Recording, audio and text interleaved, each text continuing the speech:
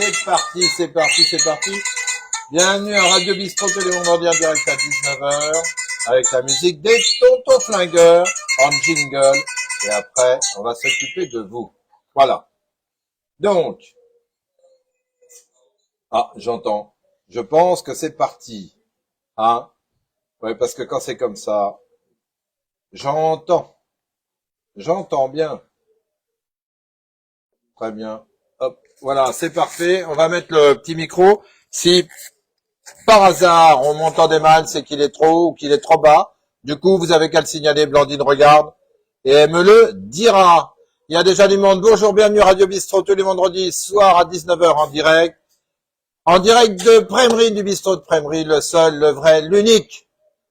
Avec les spectateurs qui sont là, avec des étrangers même venus de loin, de très loin, en manteau de fourrure. Ils ont dû traverser la Norvège, l'Islande et j'en passe pour arriver chez nous. Alors, comme d'habitude, on va applaudir les gens qu'on aime bien, c'est-à-dire tout d'abord nos salauds. Nos salauds, c'est très amitieux, c'est ceux qui nous trahissent, ceux qui nous haïssent, ceux qui nous dénoncent avec des lettres infâmes, mais bon, on s'habitue. Et puis en plus de ça, nous, on les aime bien, nos salauds. Alors, on les protège même, nos salauds, parce que plus ils nous regardent, plus ça nous fait des vues, plus ça nous fait des vues, plus nous, on est contents. Donc, juste pour ça, on peut les applaudir.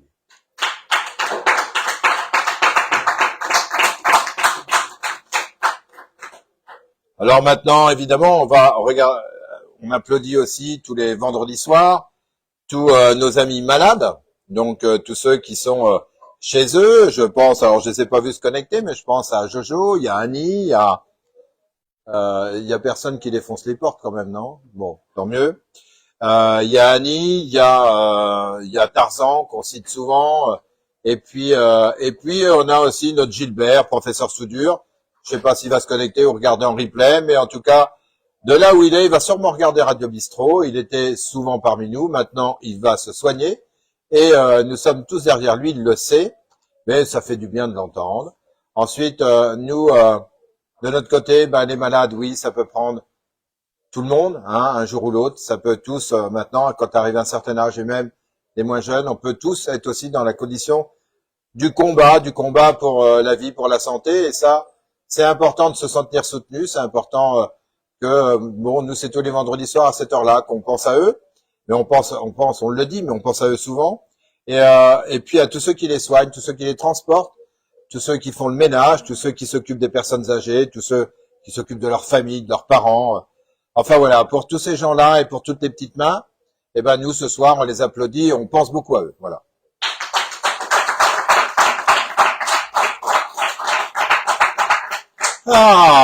Bon, alors maintenant on attaque le Boubin direct que vous attendez tous. Là aujourd'hui, j'ai fait une journée calme. J'ai reçu à peu près 200 kilos de produits frais à distribuer le matin à 6 heures, qui sont arrivés en vrac. Il a fallu que je trie les factures en vrac, il a fallu que je trie, avec des gens qui viennent en retard, en avance. Et puis en même temps, j'ai eu les Saint-Nectaire avec Arlette m'aider. Mais bon, elle a bien vu ce matin en arrivant que ça commençait à chauffer en dessous le béret. Et que ça commençait à pas le faire. J'ai appelé Yves, je le remercie, on va voir ça ensemble lundi. Enfin, tout se passe bien, les colis barbecue sont distribués ou en cours de distribution. Les Saint-Nectaire aussi pour le groupement d'achat. Et demain, les gros gâteaux de Nadine qui doit certainement nous regarder ou qui nous regardera en replay. Donc demain, je vais les chercher, je les ramènerai. Et demain, vers 10h30, je pourrai enfin souffler un peu, parce que dans la semaine, il y a eu les pelés, et il y a encore des gens qui viennent en chercher, etc., etc. Donc, ça a été une grosse semaine pour le groupement d'achat. Mais bon, il faut bien le faire. Alors, je me plains évidemment, mais c'est moi qui mets tout ça en route, du coup, comme dirait l'autre, tais-toi donc un peu et bosse. Bon.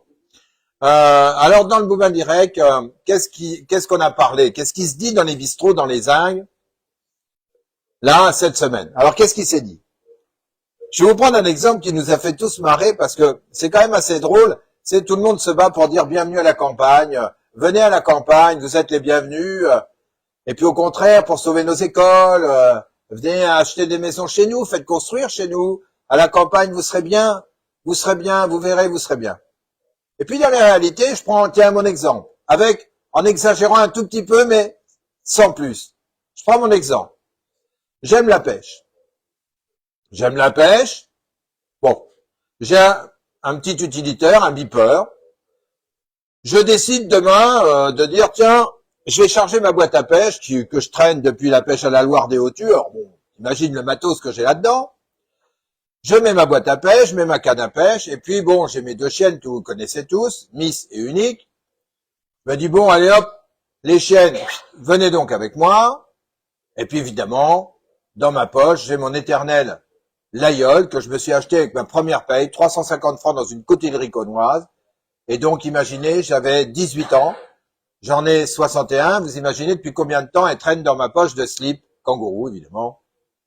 Donc, armé de tout ça, je prends aussi mes petits vifs, mes petits verrons, avec ma petite pompe, je mets tout ça dans ma voiture et demain, hop, je m'en vais, je suis bien à la campagne, j'aime la campagne, et on m'a dit que je pouvais faire tout ça tranquillement. Je m'arrête tout d'abord pour faire courir mes chiens dans un chemin de bois, tranquillement. Je fais quelques mètres, d'un seul coup, paf, des gardes qui surgissent. Qu'est-ce qui se passe? Artoun, monsieur, pas le droit de promener ses chiens sans laisse. 750 € par chien. Oh 1500 balles. Tu dis, bienvenue à la campagne, ça commence fort ma partie de pêche. De là, comme ils sont gardes, approchez-vous voir, on va vous palper. Qu'est-ce que vous avez dans votre poche? Bah, mon Layol, pour manger mon saucisson. Une arme. 500 balles de procès. Nous sommes déjà à 2000 €. Mais bienvenue à la campagne. Vous êtes bienvenue chez nous. Et puis, qu'est-ce que vous avez dans votre auto? Bah, mes affaires de pêche. Très bien. Ouvrez voir votre boîte. Vous n'avez pas du plomb, j'espère. Ah, mon Dieu. Tout le plomb du grand-père, du père, et puis de ce que j'ai acheté. Oh là! Il a du plomb pour aller à la pêche. On pèse 500 balles d'amende. 2005. Et puis là, le bloup, bloup, bloup, bloup, bloup, bloup, bloup dans le seau. C'est quoi ça? Ça, c'est des bulles d'air. Ça vous sert à quoi? Bon, à garder des vifs. Ah! Des vifs! Vous savez d'attraper des petits poissons pour empêcher des gros, vous allez les faire souffrir. Allez hop, les menottes. 2500 balles de procès, menotté, transféré au palais de justice d'Anvers.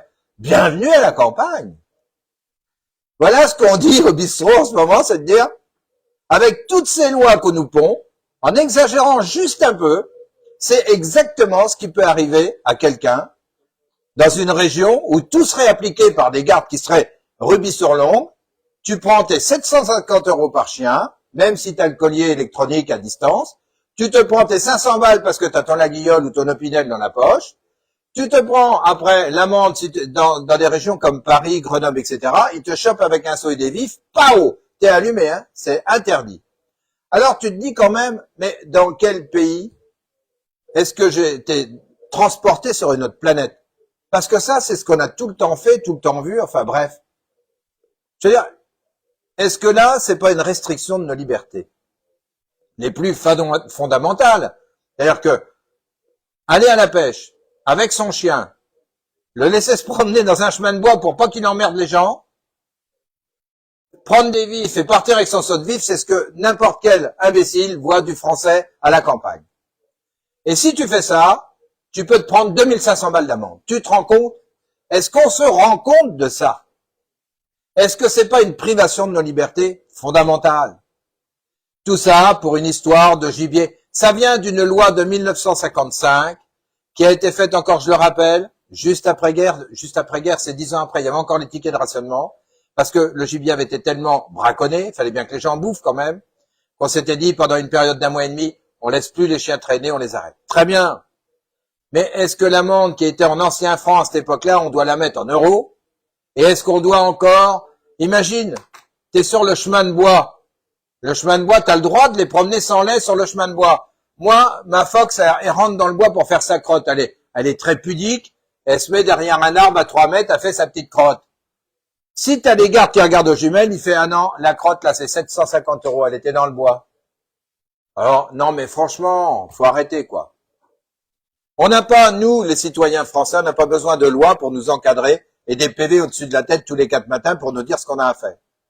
C'est quand même, on a été éduqués dans des écoles de la République on a été éduqué par nos parents, on éduque nos enfants, et on sait très bien où est le mal et où est le bien. Il faudrait plus s'occuper de certaines catégories, je pense, que de faire chier un peu ceux qui pêchent, ceux qui chassent, ceux qui jardinent, ceux qui mettent, oh, mon Dieu, du désherbant qu'ils ont retrouvé. Bon, tout ça c'est un peu oppressant, surtout dans une époque où on parle à la télé de guerre, où on parle d'augmentation de tout, où la France va être peut-être, je sais pas si elle a été baissée au niveau de la note ou pas, j'ai pas entendu. Et enfin, tout ça c'est quand même des trucs qui sont pour moi choquants. Ceci dit, il n'y a pas que moi, puisque c'est ce qui se dit sur le zinc. Autour du zinc, on s'est amusé avec ça toute la semaine. Amusé, on en rit, mais ceci dit, demain on tombe sur quelqu'un de stricto-tintus, pam, t'es ramassé, hein. T'es ramassé. Donc il faut le savoir, il faut pas l'oublier, il faut le savoir. Ensuite, pour le local. Pour le local, moi vous savez, je suis élu, mais je ne siège pas, je vais pas revenir pourquoi, vous le savez, à cause des croix gammées, des gens qui n'ont pas pris parti.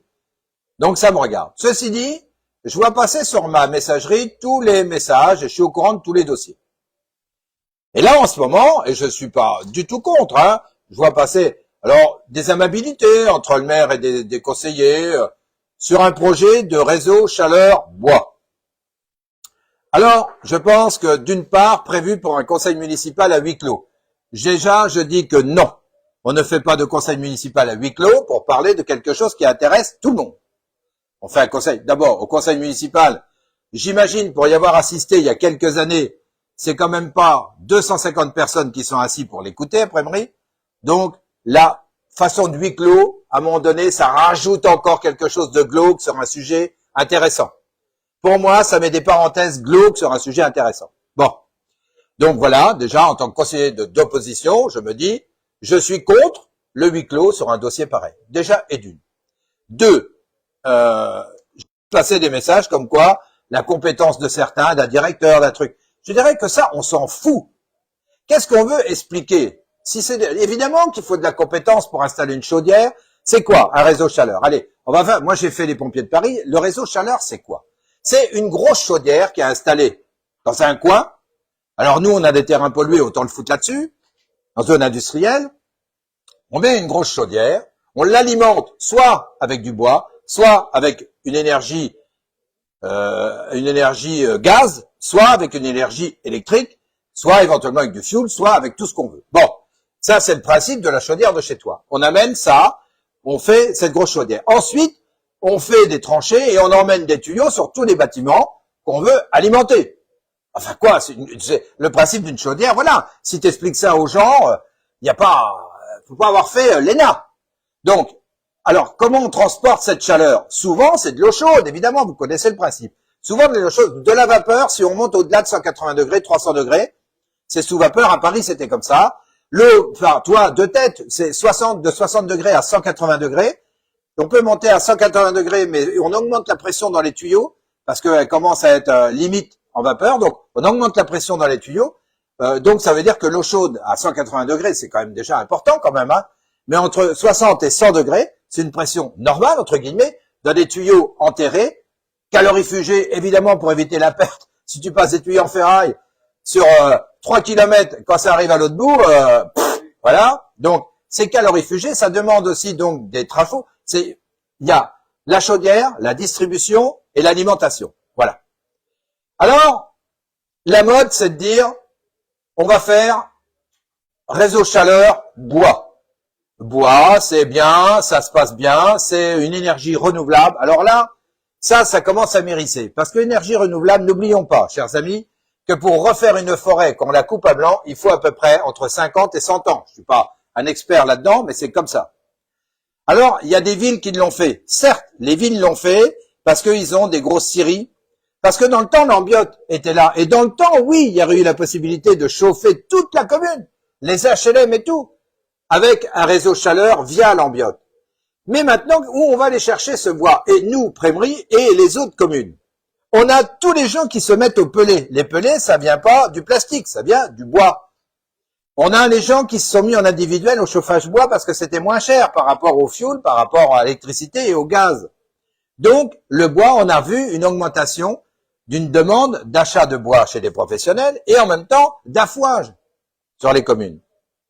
Donc, Si toutes les communes se mettent à mettre une chaudière qui fonctionne de 6 à 20 heures et qu'il faut donc alimenter relativement souvent, week-end y compris jour férié, en bois. Oui, bon mais attends, parce que quand le dossier va être ficelé, on va rire 2 minutes.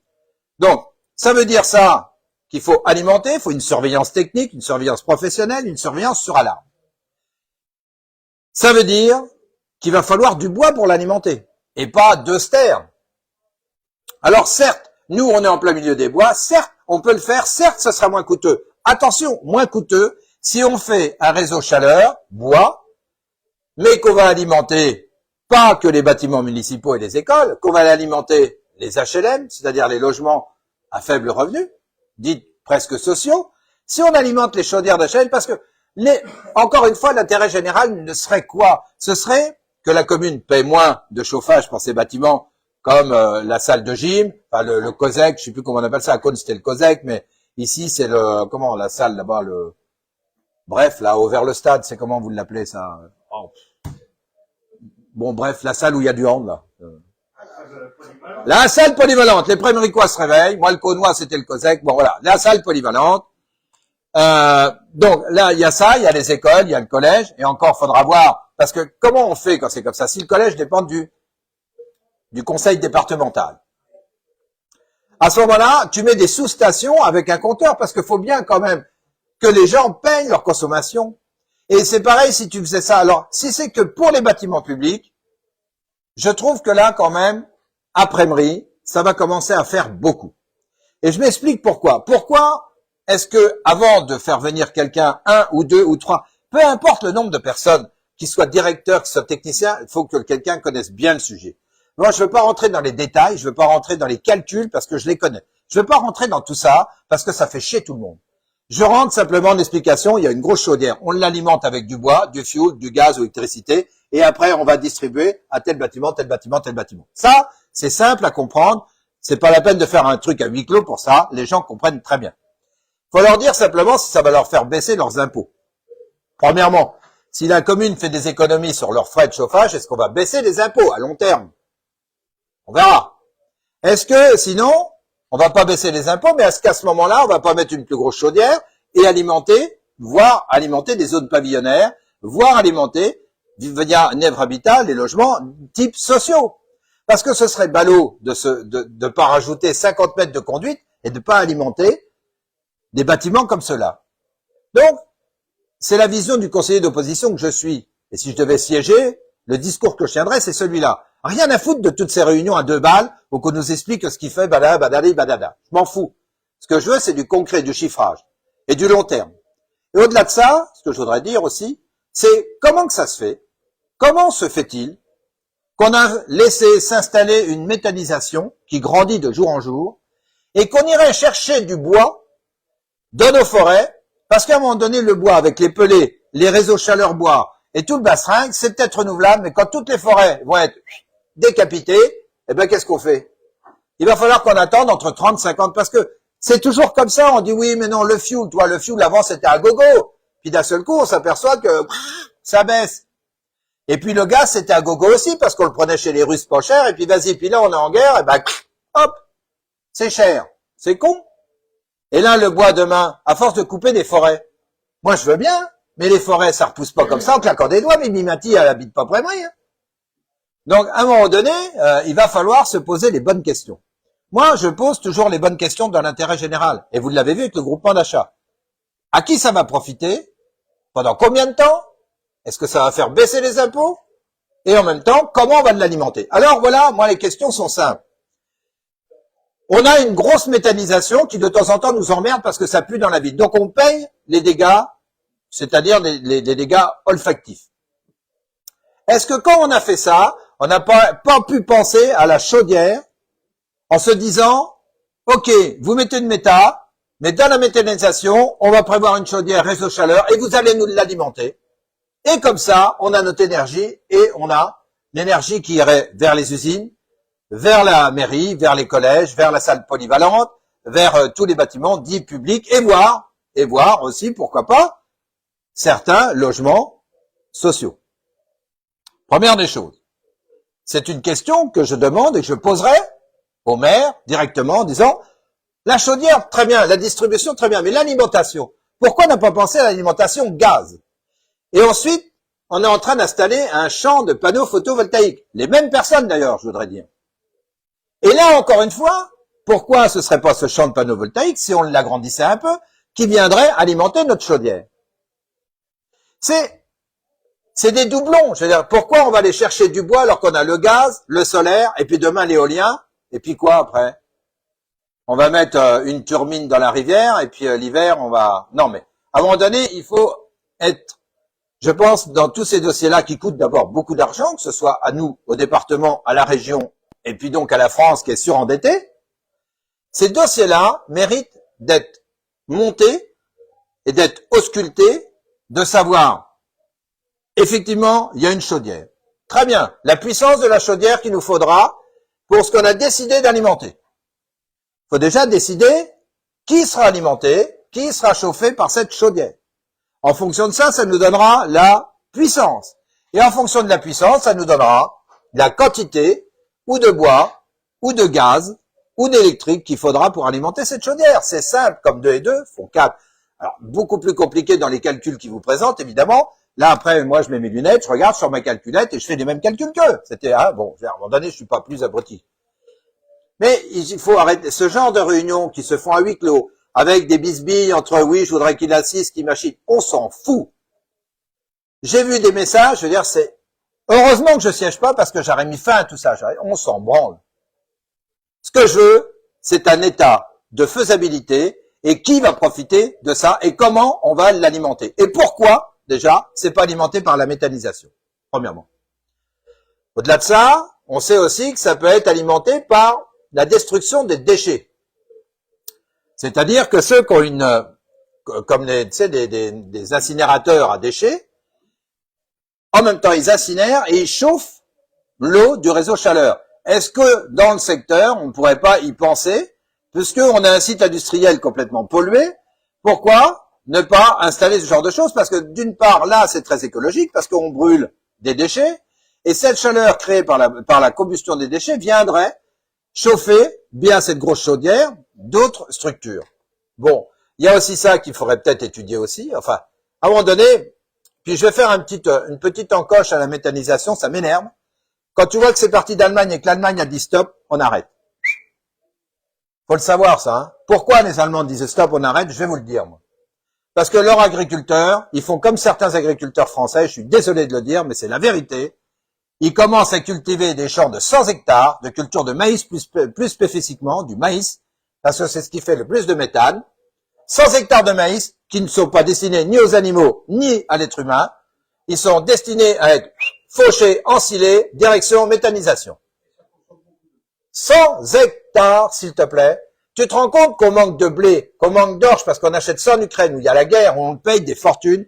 Tu te rends compte que là, on autorise des agriculteurs qui, pour moi, n'ont plus rien à voir avec l'agriculture. Donc, on devrait leur supprimer les primes, enlever l'étiquette agricole, ne plus détaxer le GNR, leur faire payer. Ce sont des industriels. Ils travaillent pour faire du gaz, pour le vendre. Alors, évidemment, ça, encore une fois, la méthanisation, c'est pareil. Si le gars était malin, il a fait un contrat de façon à ne pas être obligé de le vendre, parce que là, ça devient sur un marché public. Et sur un marché public, il est soumis à la concurrence. Donc, si le gars était dessous l'intelligence, il n'a pas fait cette structure-là. Il a fait une structure de vente privée, ce qui fait que tu l'as dans le cul.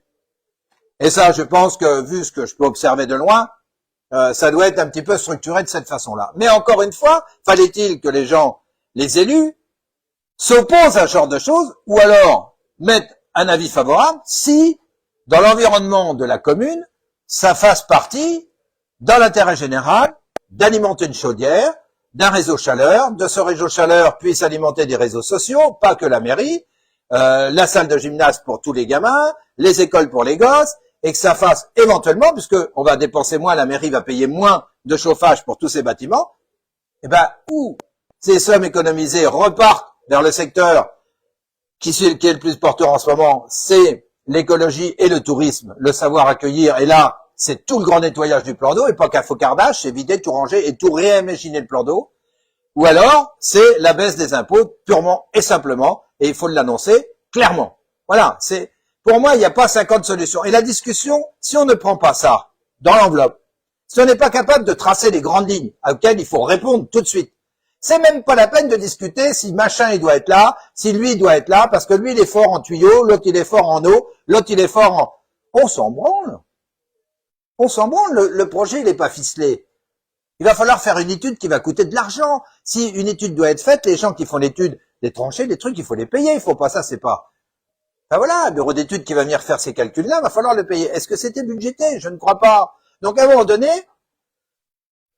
voilà, ça me saoule un peu de voir ça. Et ce qui me saoule un peu là-dedans, c'est qu'on met de côté les préméricoises et les préméricois. Ils sont écartés du projet. Dès que tu dis huis clos, ça veut dire que tu ne veux pas que ça sorte. Les discussions vont rester dans un bureau et tu veux pas que les gens soient au courant. C'est pas normal. Ce n'est pas normal. Vous avez été élus par les préméricoises et les préméricois. Donc, vous devez travailler pour eux, même ceux qui n'ont pas voté pour vous. Vous devez travailler pour l'ensemble de la commune et pas comme vous le faites là, à huis clos. Le huis clos, c'est niette. Le huis clos au tribunal, c'est pour parler des affaires dégueulasses ou des mineurs. Alors, ça veut dire quoi? De toute façon, un conseil municipal, t'as pas le droit de prendre la parole. Un conseil municipal, tu peux y assister, te taire, et à la fin, si le maire le veut bien, peut dire, est-ce que quelqu'un a une question à poser? J'essaierai d'y répondre, ou un de mes adjoints, ou un de mes conseillers essaiera d'y répondre. Et d'abord, ça devrait être comme ça. Moi, j'avais dit que si on était élu, le conseil municipal, il serait à la salle des fêtes, où on peut recevoir 200 personnes. Et moi, je serais content qu'il soit plein. Parce qu'à la fin du conseil, s'il y a des gens qui ont des questions à poser, on n'a rien à leur cacher. On a été élus par ces gens-là. On leur doit la vérité. C'est tout. C'est quand même simple, non? C'est simple. Comme 2 et 2 font 4. Alors cette histoire-là, on verra où ça va nous mener. Comme quoi, je suis quand même les dossiers. Je suis pas le cul assis sur une chaise là-bas, mais je les suis. Et je vous garantis que je regarde tout au centime près. Tout. J'ai beaucoup de travail, mais je dors très peu. Et quand je suis là-haut, j'esculte tous les dossiers sur mon ordinateur, je regarde tout. Et à partir de là, je peux m'exprimer et donner mon avis. Je suis pas contre. Je suis pas contre le réseau chaleur. Je trouve qu'il arrive très tard qu'on a une méthanisation qu'on n'ait pas pensé avant. Qu'on n'y ait pas pensé de faire un mix électrique, panneau photovoltaïque, gaz, et éventuellement un complément bois. Ce qui aurait été beaucoup plus intelligent. Parce que maintenant, ce genre de chaudière, ça existe. Il existe bien les chaudières pelées bois. C'est-à-dire que ça marche avec des pelés. Et puis, ou en journée, quand tu es là le week-end, tu mets du bois. Et puis, quand tu t'en vas, boum, c'est les pelés qui reprennent quand le feu descend. Ça marche exactement pareil dans les réseaux urbains. Il suffit simplement d'y penser. Il suffit d'y travailler. On a une déchetterie qui est pas loin. On pourrait très bien avoir un incinérateur. Pourquoi pas envisager un incinérateur? Ce qui nous ferait incinérer les déchets et en même temps récupérer la chaleur pour le réseau urbain. Enfin, il y a des choses qui sont à faire. Alors peut-être que c'est plus long à étudier, mais quand vous travaillez dans l'intérêt général de votre commune, l'intérêt général de votre commune, pas de votre parti, on s'en fout du parti. On s'en fout des gens. Moi, demain, je vous crois, je vous dis bonjour. Il y en a certains, ils me disent pas bonjour. Je m'en branle. Ça les regarde. S'ils peuvent se regarder dans une glace, c'est très bien. Évidemment qu'on a laissé traîner 30 ans de prison, M. Boubin, etc., etc., etc. Les croix gammées sur les affiches électorales, très bien. Mais il y a un temps pour tout. Mais je suis pas sûr que les préméricoises et les préméricois maintenant, à l'heure actuelle, pensent que je suis un ancien taulard et pensent que je suis un extrémiste. J'en suis pas sûr.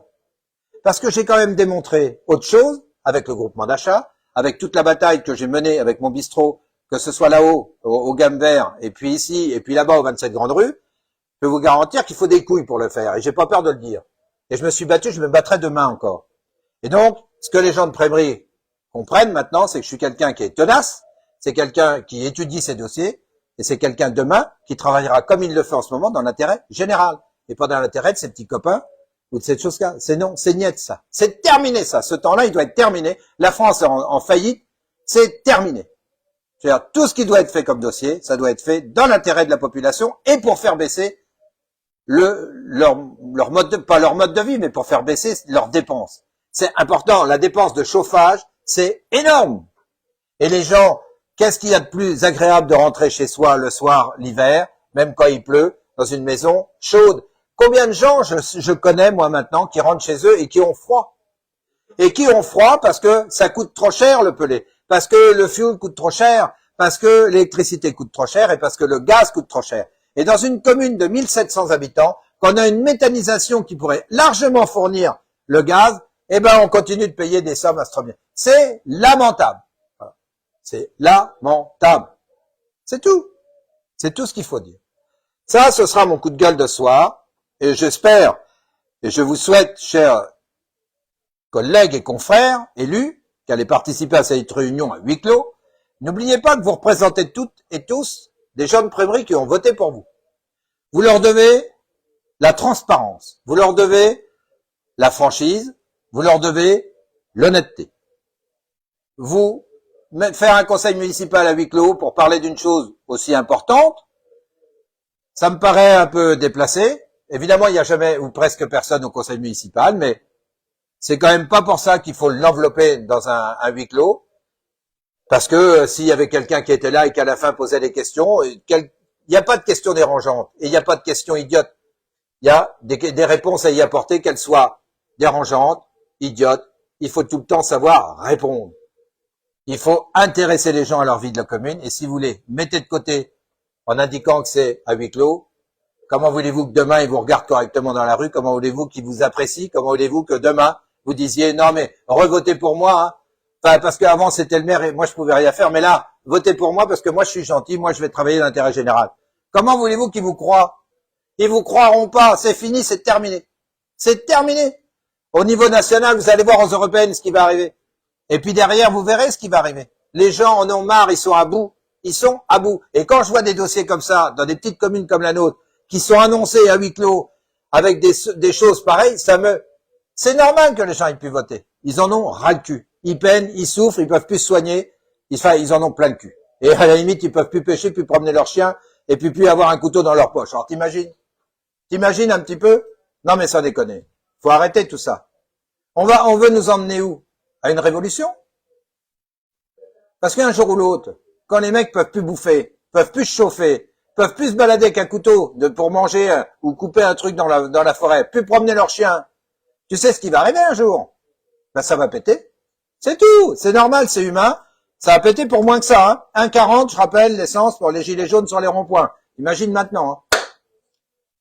Enfin, c'est comme ça. Vous voyez, j'avais préparé un texte là-dessus, mais j'en ai pas eu besoin. Parce qu'au final, pour parler d'un réseau de chaleur, on n'a pas besoin de papier et puis de bac plus 15. On a juste besoin d'avoir travaillé un peu dans le système et de le connaître et de le comprendre surtout. Et je suppose, vous avez compris ce que j'ai expliqué ici. Bon, c'est simple quand même, hein. Bon, bah voilà, donc vous n'êtes pas idiots, donc vous auriez pu aller vous asseoir au conseil municipal et les écouter. C'est quand même extraordinaire, ça. Bon, enfin voilà, ça c'est fait, c'est dit. Fallait bien. La semaine dernière, j'étais en retard, j'ai rien pu dire. Alors là, cette semaine, je me suis lâché. Et encore une fois, je ne suis pas contre. Mais je trouve que la façon de présenter les choses c'est pas élégant. Voilà, c'est pas élégant, et quand c'est pas élégant, ça me déplaît. Et quand ça me déplaît, je gueule. Là, voilà. De Dieu. Je vais vous faire votre horoscope maintenant, vous allez voir. J'ai commencé par le mien. Ben, ça suffit maintenant. Alors, est-ce que tu as vu te connecter notre ami Gilbert? Ah. Bon, ben ça fait rien. Il doit encore être là. Salut Gilbert, professeur Soudure. On compte sur toi pour nous revenir le plus vite possible. Évidemment. Et tu laisses ton truc coq là-bas. Hein. Pas de problème. Mais t'inquiète pas, il soigne bien les gens. Alors, on y va. On va parler tout de suite du signe le plus dur à porter sur Terre. Ce sont les... Ah oui, on voit que les gens connaissent. Alors, les balances, le peps. T'imagines un peu s'ils avaient dit, hein? Alors, on y va pour les béliers. Bélier, la santé, bougez. Et en amour, si vous avez trouvé l'âme sœur, ne vous sentez plus obligé de mettre sans cesse votre pouvoir de séduction à l'épreuve. Pour les taureaux, en amour, la santé c'est tonus et en amour, trouvez des idées qu'il vous faut pour sortir de ce train-train qui tue l'amour. Ben, changez. Les gémeaux, la santé, évitez les boissons sucrées et en amour, comme il est doux de partager son petit nuage avec l'être aimé. Pour les cancers, la santé est équilibrée et en amour, il se pourrait bien que vous fassiez une rencontre qui changera le cours de votre vie. Blandine. Encore une, qu'est-ce que je te dise? C'est un truc de fou. Les lions. Santé, elle est bonne et en amour, pas de grands bouleversements, mais un agréable équilibre digestif. C'est moi ça. C'est à cause de tous les examens que j'ai à passer. Avec l'être aimé. Les vierges, santé excellente et en amour, À défaut de grands voyages autour du monde, votre vie sentimentale devrait vous permettre de découvrir des horizons nouveaux. Pour les scorpions, la santé, problème dentaire. Qui est scorpion? Personne? Bon, tant mieux, il n'y a plus de dentiste. Donc, amour, si vous n'êtes pas encore en couple, cela ne devrait plus tarder. Ouvrez l'œil. Pour les sagittaires, manque de sommeil pour la santé et en amour. Le moins que l'on puisse dire, c'est que vous vous sentez parfaitement en phase avec l'être aimé. Pour les capricornes, en amour, c'est la santé et vitalité. En amour, que vous soyez en couple ou non, l'amour finira toujours par triompher. Pour les verseaux, cessez les grignotages.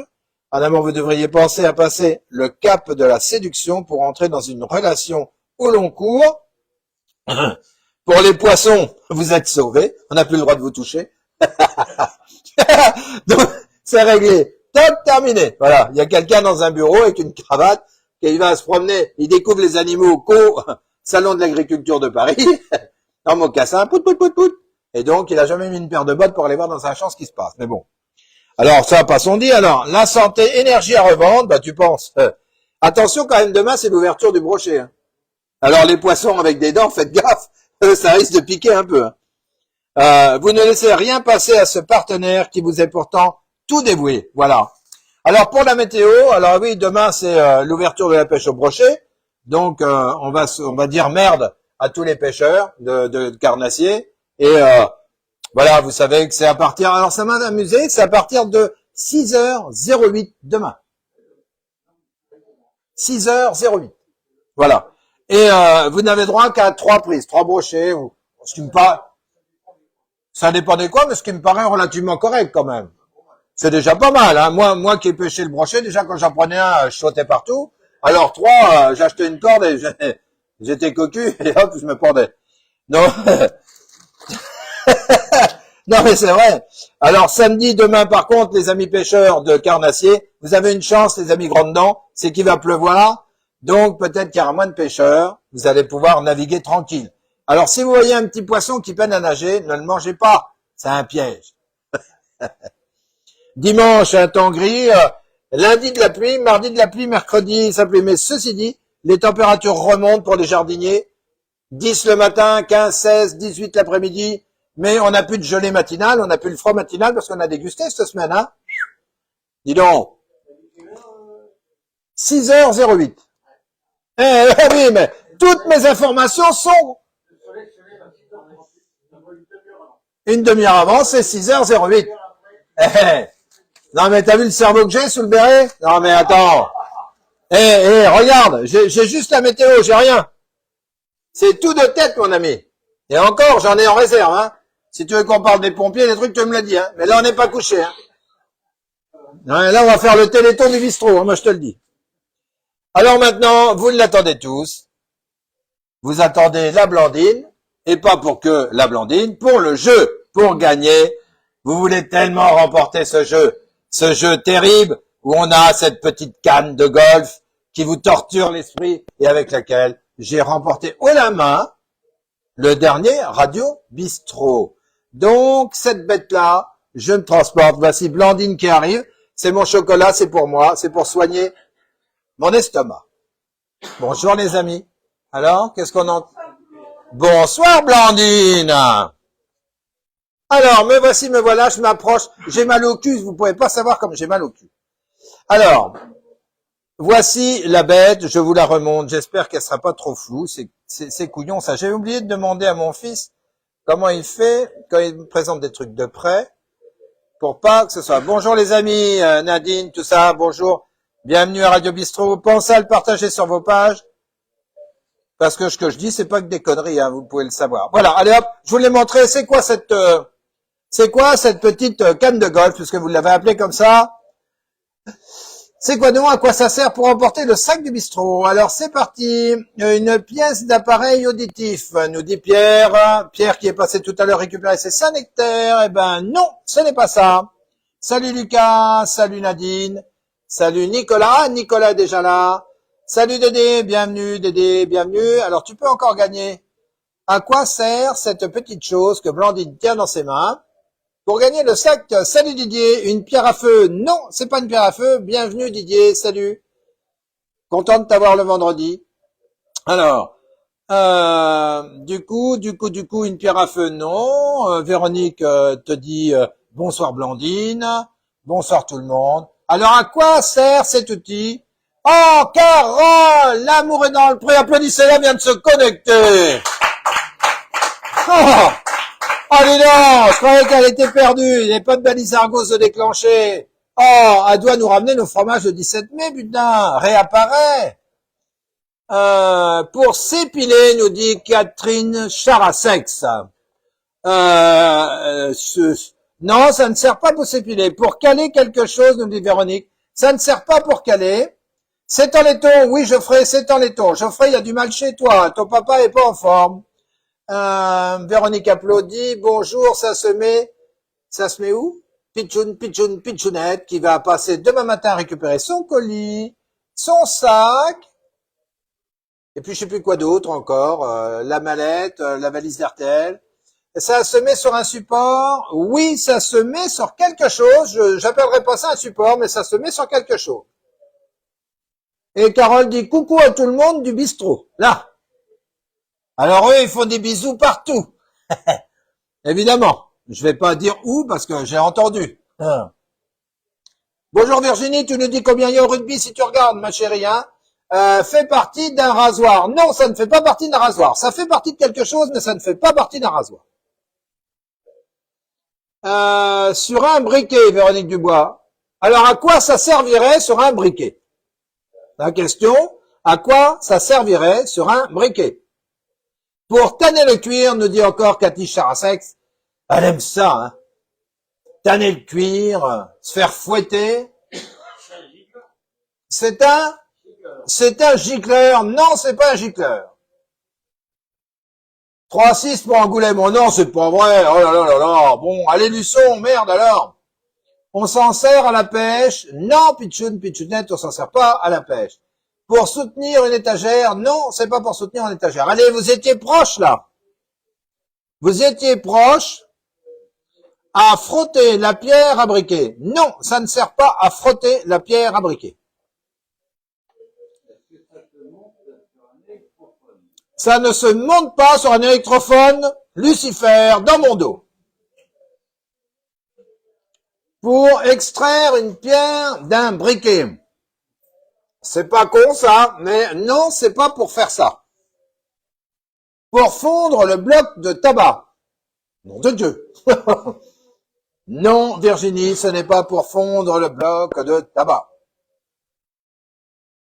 Allez les amis, vous y étiez presque. J'ai pas vu Arlette se connecter, je sais pas où elle est. Elle était là au début, elle a disparu alors.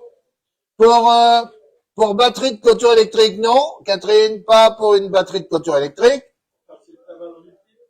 Et ce n'est pas pour faire des pipes, en tout cas pour tasser le tabac dans une pipe. Pour déboucher les gicleurs d'un briquet, non, on ne débouche pas les gicleurs du briquet avec ma pièce. Pour nettoyer une pipe, non, on ne nettoie pas une pipe avec ma pièce. Pour faire une étincelle, non, on ne fait pas une étincelle avec ma pièce. Oh. Bonsoir Catherine. Ah, Isabelle, qui dit bonsoir Catherine, Isabelle Beauviau, qu'on sait, qui est du côté de Varzy, normalement. Ah bah oui, bah je balance, moi, les adresses. Son numéro de téléphone est donc le 06. Eh oui. Éteindre la flamme du briquet. Arlette, oh, Arlette qui sort. Comme ça, je me demandais où elle était. Ben, elle est là. Évidemment, Arlette, ça sert à éteindre la flamme du briquet. Tu peux montrer le briquet. Genre, bravo, bravo.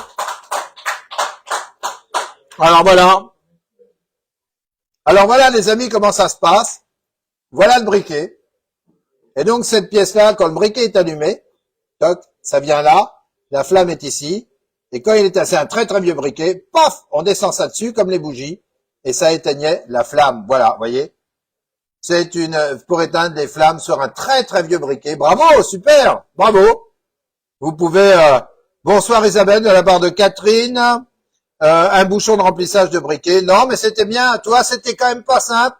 Mais Arlette a dû certainement fouiller dans le tiroir cet après-midi Et je pense qu'Arlette a triché, et je le dis très honnêtement. Salut Florence. Arlette a triché, c'est honteux, c'est pas normal, mais c'est pas grave. Alors, je vais vous montrer un autre petit truc. T'as fait voir le machin que j'ai mis là? Tiens, on va rigoler, donne-moi l'autre bleu. Comme ça. Ouais, comme ça. Alors ça, vous savez tous ce que c'est, ça. Alors ceux qui le voient, évidemment, n'ont pas le droit de jouer. Ça, vous savez tous ce que c'est. C'est un disque. Ce que je vous demande, c'est qu'est-ce qui se trouve derrière? Derrière la pochette de disque, ça représente quoi? Et qu'est-ce qui se trouve derrière? Et on m'en a apporté deux aujourd'hui. Et là, je peux dire que ça, c'est fin. Carole dit bravo. Carole, ma petite chérie, alors? Pas du tout, tu exagères, Arlette. Oh non, tu penses, elle a passé son après-midi derrière le comptoir et juste à tirer le tiroir et patatrac le poteau. Non, je te crois pas. C'est pas vrai, t'as triché. Tout le monde le dit ici, tout le bistrot est debout. Allez, sifflez-la un peu maintenant. Ouh, c'est pas bien. Alors, un plan de parking, nous dit Geoffrey, pour ce disque, derrière ce disque. Non, ce n'est pas un plan de parking. Un CD, non, c'est pas. Alors, c'est un disque de stationnement, oui, mais qu'y a-t-il d'inscrit derrière? On m'en a apporté deux cet après-midi pour me faire plaisir. Pour respecter le temps de stationnement, non. Logo des Jeux Olympiques, Nicolas. Ah, ça, c'était pas con, ça. J'aurais bien aimé, mais non, c'est pas ça. Arlette est morte de rire sous le vos sifflet, elle aime bien qu'on la siffle. Alors que encore, on prend un procès qu'on siffle une femme dans la rue, hein, chers amis. Le qu'on faisait quand on était gamin, pas au rangé, bienvenue à la campagne. Avec ta canne à pêche, tes poissons, et boum, rangé. Didier nous dit ville de Prémery. Oh, tu crois qu'ils... Non, là je crois pas. Un dessin humoristique. Non, c'est pas un dessin humoristique. Une interdiction de stationner non plus. Une photo du bistrot, nous dit Pierre. Non. Tu veux que je triche pour ce disque? Non. Ah, il le sait en plus, ta garce. Elle était là. Oui. Non. Alors si jamais tu balances, je te tords le cou. Nicolas nous dit pompier. Non, mais ça a été amené par un pompier, mon fils. Le logo du bistrot, nous dit Carole. Non. Ce n'est pas pour les Jeux Olympiques. Une photo, nous dit Virginie, nous demande Virginie une photo. Non, ce n'est pas une photo. Une photo de voiture non plus. Non, c'est pas une photo. Didier, il dit je rigole, je comprends bien. Mais nous aussi, ça nous a fait drôlement rire. Ceci dit, si un jour j'étais aux affaires, je pense que j'en fabriquerais et je t'en offrirais un. Voilà. Pour stationner devant le bistrot face à la porte. Non, mais ça, ça c'est encore plus dur pour eux. Les numéros urgents, non, mais ça c'était pas idiot. Le marathon de Paris, non, mais je vois que tu as pensé à Saligo qui a fait le marathon. Enfin, Nicolas, un plan, non, ce n'est pas un plan, une pub. Oui, grosso modo, c'est une pub. Drapeau de la France, oh, on a bien besoin de ça en ce moment. Arlette nous dit rien. Arlette se marre. Elle met un bonhomme qui rigole. Voilà, Arlette est complètement défoncée de rire, j'espère. Carole nous dit les amendes encourues. Oh, la petite chérie d'amour est dans le pré. Attention, si vous dépassez de 5 minutes, vous allez payer 750 €. C'est le tarif local. Bienvenue à la campagne. Alors, les amendes, non, c'est pas ça. Donc, c'est quoi, une publicité? Oui et non. Moi, je dirais, oui et non. Une pub du gouvernement. Oh la vache, tu crois que je mettrais ça sur ma bagnole? Oh ouais, exagère pas, hein, j'ai pas envie de mourir au premier coin de rue. Donc le stationnement est gratuit en centre-ville. Ah ben ça non plus, c'est pas possible. On peut le voir de près, s'il te plaît, Eric. Bah certainement, je vais te le retourner, du coup tu sauras. Ça peut actuellement, ouais, ça peut servir actuellement. Une pub d'assurance, non. Faites-vous plaisir, non. Ça concerne Prémery? Non. Didier, ça concerne pas. Fais voir mes lunettes, putain, j'arrive plus à suivre. Ils vont tellement vite, je mets mes lunettes. Coucou, je suis là, bougez pas, la main. Je prends mes lunettes parce que j'y vois plus rien. J'y vois plus rien.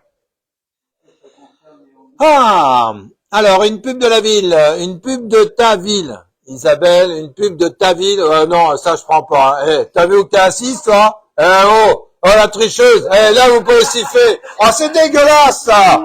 Elle l'a vu, c'est dégueulasse. Oh non. Non, c'est dégueulasse. Retourne-le. Eh oui, c'est ma ville. C'est Cônois, Courtois. Et voilà, ça m'a été apporté pour me faire plaisir. C'est honteux. C'est une action honteuse. Voilà, vive Cône-sur-Loire. La principauté de Cône-sur-Loire vous accueille jour et nuit, avec le sourire, évidemment, avec sa superbe équipe de foot, et tout, sa plage, sa Loire magnifique. C'est là qu'elle est la plus belle, quand elle traverse Cône, la Loire. Le plus beau pont, suspendu, magnifique. Enfin, bref, que vous dire de plus de Cône? C'est la plus belle ville, c'est la capitale. Bon, alors, soit deux jeux trichés, hein. Et là, Arlette et Beauvio. Oh la vache, putain. Pub de la ville de Cône. Ben ouais, Pierre. Ben ouais, ça a été dit. La Tour Eiffel, non, elle n'est pas à Cône, mais on pense à la déplacer bientôt. Mais, c'est marqué fabrication française. Non, fabrication cônoise. Et Cône, c'est pas en France. Cône, c'est une principauté. Et voilà. Donc, allez, un dernier petit jeu, parce qu'après, on va être en retard, les amis. Voilà la petite, toi, la balle, là. Ouais, ça. Allez, qu'est-ce que c'est que ce truc-là? Qu'est-ce que c'est que ce truc qui peut me servir, qui pourrait me servir? C'est quoi ce truc-là? Voilà. Allez, hop, je le donne à Blandine. C'est parti, mon kiki. Là, attention, vous avez 5 minutes parce qu'après, je pars au rugby. Promener mes chiennes et après le rugby. Carole est mort de rire, mais moi aussi. Alors, les amis, les tricheurs sont là, j'en mets 203. On a un gars qui va tricher encore par-dessus le marché. Il y en a un qui s'approche. Du coup, un suppôt, nous dit Véronique. Alors, écoute, ce sera avec plaisir que je te ferai l'applicateur de ce truc-là parce qu'il commence à être gros quand même. Une boîte, nous dit Geoffrey. Une boîte, peut-être, mais qui renfermerait quoi? Un taser, un laser. Ah non, Nicolas, un laser. Non, c'est pas un laser. Ah oui, je vois de quoi tu veux parler. Non, c'est pas un laser. Un tube étui contenant aiguille à gouttes qui se dévisse. Non, c'est bien compliqué tout ça, mais ce n'est pas ça, n'est-ce pas? Véronique Dubois qui est morte de rire sur ma réponse. Eh oui, c'est bien. Attention de ne pas être morte tout court. Faut rire, c'est tout. Une boîte à aiguilles de couture, nous dit Geoffrey. Eh ben, je suis désolé, mais ce n'est pas une boîte de couture. Alors, qu'est-ce qu'il y a enfermé? Ah ben, on va peut-être finir par toi quand il triche pas. C'est beaucoup plus dur, hein. Allez, hein. On s'est fait fouiller le tiroir et puis l'autre, elle a tendu la tête pour voir ce qu'il y avait derrière, dis donc. C'est en métal, c'est en laiton. Ce n'est pas un sablier pour Nicolas. Ce n'est pas un sablier, c'est pas un étui à craie. Allez, encore 10 réponses. On en prend 10. Il y a des têtes qui font que je vois passer. Vous pouvez envoyer des cœurs quand même. Depuis tout ce temps que je m'occupe de vous tous les vendredis soirs. Alors, je fais un gros bisou à Gilbert, s'il est là, à Jojo, s'il est là, s'il regarde, à tous nos malades, évidemment, puisque je vous ai cité en début, mais des fois que vous soyez revenus après, tous ceux qui s'occupent de vous, tous ceux qui vous soignent, et puis, écoutez, soyez courageux, battez-vous, on se bat avec vous, et on est à côté de vous, vous inquiétez pas. Tout va bien se passer, la bagarre sera pas simple, mais la victoire en sera encore plus belle. Alors, ce n'est pas un sablier, c'est pas un étui à craie, ce n'est pas il y a quelque chose dedans. Oui, il y a quelque chose dedans. Oui. Des pierres à briquet, nous dit Lucifer, qui s'y connaît en flammes. Eh ben non, il vient de se gourer. Tu peux te rendormir. Un étui pouvant contenir des coordonnées d'identification pour chien. Oh la vache, et on lui met dans le cul. Non, alors je suis désolé, non, ma réponse est vraiment c'est une réponse de bistrot, mais non, je suis désolé, ce n'est pas ça. Une ancienne balle, non, non. Oh ben non, parce que c'est peut-être une balle de caravane. C'est celle qui rebondissent. Ça aussi, ça a amusé un peu le bistrot. Mais enfin bon, des plans de pêche, mais ils veulent tous m'envoyer en prison, hein. Non, je mets pas de plan de pêche dans une boîte métal. Non, non, non. Un thermomètre pour Nicolas, ce n'est pas un thermomètre. Non, ce n'est point un thermomètre, mes amis. Alors, mes amis, vous en êtes pas loin. Florence nous dit, on peut s'en servir encore? Oui, on peut s'en servir encore, bien sûr. Ça s'ouvre, oui. C'est un tube qui s'ouvre. On peut s'en servir encore, je dis oui. Pour mettre de la poudre, nous dit. C'est faux. Eh, vous savez que je salue Jean-Paul qui doit regarder ou qui regardera. Avec Jean-Paul, on a récupéré les plans d'un vieux canon napoléonien. Et bientôt, on a fait des photos de tout ce qui se passait. Bientôt, vous allez le voir en action. Il est quasiment fini, on peut le remercier. Et bon, j'ai pas eu le temps de trop de travailler dessus, mais c'est pas grave, je m'en suis occupé quand même un peu. Et vous allez voir qu'on a réussi à faire un vrai canon sur roue de charrette, de chariot. On va faire la démonstration et la fumée qui sort au bout, la détonation, la fumée. Et mais vraiment, ça ressemble à un vrai. Vous allez voir, ça va être super. Vous aurez tout le reportage sur Radio Bistro. Alors ça, c'était un petit voilà. Un étui à médoc, non. Alimentaire dedans, non. Il y a un ressort dedans, non. Tu t'en sers au bistrot. Bah écoute, je pourrais. C'est réservé qu'aux hommes ou les femmes peuvent l'utiliser. Ah. Alors vu ce qu'il y a dedans, moi je dirais que. Qu'est-ce que t'en penses, toi, Isabelle? Bah toi qui triches un peu, t'as peut-être vu ce qu'il y avait dedans. Du coup, je dis que ça peut servir aux hommes et aux femmes, moi. Ah, ça vous embouche un coin, hein? Vous avez vu tout de suite le petit tube plastique, caoutchouc, machin. Saligo. Hein. Alors, de l'huile, non. Un étui rouge à lèvres. Bien joué, Pascal. Ça ressemble exactement à ça, mais ce n'est pas ça. Mais par contre, ça n'avait pas dit. Alors que je pensais que ce serait tombé direct, ça, toi. Ce n'est pas un étui de rouge à lèvres. Alors, les amis, Radio Bistro après-midi, tous les vendredis soirs en direct. N'oubliez pas de partager ça. On n'a pas dit que des conneries encore ce soir. Donc, faut pas avoir honte de partager Radio Bistro, vous inquiétez pas. Ça a été vu par 2200 personnes, le dernier Radio Bistro. Ce qui est quand même pas rien. Pour cautériser une coupure rasoir, non. Du parfum, non. Un étui pour contenir tabac prisé, non. Un coupe-ongle de poche, non. Alors là, dans les poches, arrêtez de mettre les coupe-ongles, les couteaux. Ça sent les 500 balles. Hein. Un coupe-ongle dans une poche, un couteau dans l'autre, 500 et 500 000. Non, ben, un vernis à ongles, non. Et il est 20h, mes amis. On va clôturer. Allez, encore 2 réponses. En voilà une de Carole pour mettre un liquide. Ouais, je t'en enverrai un. Qu'est-ce qu'il est con. C'est ça que t'as dit? Oh, c'est dingue, ça. Oh, ils sont terribles, hein. Dans les crémeuses, je parle. Oh là là, bouh. Oh, ils sont terribles. Il n'y a plus rien à leur dire. Alors, encore 2 réponses et on clôture. Alors, qui tente, là, dans la salle? Qui veut tenter? La petite tricheuse du bout, non, ça y est, la honte. A dit que 2 fois dans la même soirée, ça se remarque. Des mines à crayon, non, oh voilà une. Il en reste plus que 2. Ah, le silence est là, le silence est d'or et la parole est d'argent.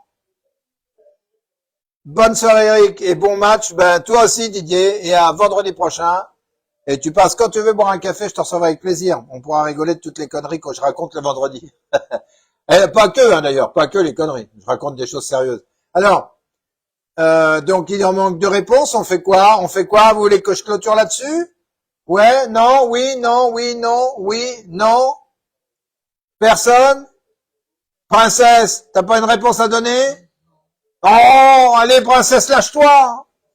Allez, vas-y. Si.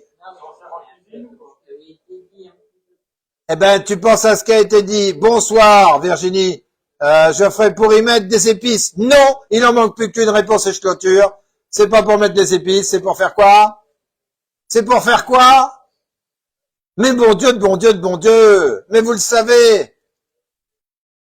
Salut, ouais, merci Didier, tu passes quand tu veux. Sauf quand je promène mes chiens, mais en ce moment, je me méfie à 1500 balles la promenade. J'essaye d'en faire plus qu'une par jour parce que 4, ça faisait beaucoup. pour peser non et tabac brisé non, c'est stop, c'est fini. C'est fini, on a gagné. Ma petite chérie, tu viens me remplacer. On va leur dire au revoir. On va se quitter sous vos applaudissements comme d'habitude. Et oui, ils ont été sympas, ils ont bien joué, hein. T'as vu, ça rigolait pas, hein. Ah, et puis moi non plus. C'est parce que j'ai pas rigolé au départ, c'est pour ça qu'ils ont bien joué. En dessous moi, j'ai ma grosse unique qui est là. Ma grosse patoune, je peux pas vous la montrer, mais je fais attention de pas l'écraser. Elle me quitte pas. Quand je fais Radio Bistrot, elle s'est endormie dessus, elle a même pas vu que j'étais parti. Alors voilà, Radio Bistrot qui se termine, qui a été un petit peu animé, un petit peu gueulard de Boubin Direct, mais en tout cas, encore une fois, on pense tous à nos malades, hein, et on est avec eux. On pense à tous ceux qui sont seuls aussi, qui nous regardent et qui sont tout seuls chez eux. Bon, l'été arrive, ça va être un peu plus gai. Et puis si vous savez pas quoi faire, venez donc au bistrot, on rigole ensemble. Même le vendredi soir à Radio Bistrot, vous arrivez vers 18h30. Et puis là, vous pouvez vous asseoir et puis on peut rigoler avec nous. Il y a toujours un petit gâteau à manger, un truc. Et puis vous pouvez prendre la parole si vous le souhaitez. Donc, allez Cône, allez Luçon. J'espère qu'ils vont remporter. En tout cas, pour ce soir, moi, j'en ai terminé. Je vous laisse aller regarder le match. Moi, je vais y aller, en tout cas. Et puis, comme d'habitude, sous vos applaudissements, on va se quitter. C'est trop fort. Merci. Allez, salut. À vendredi.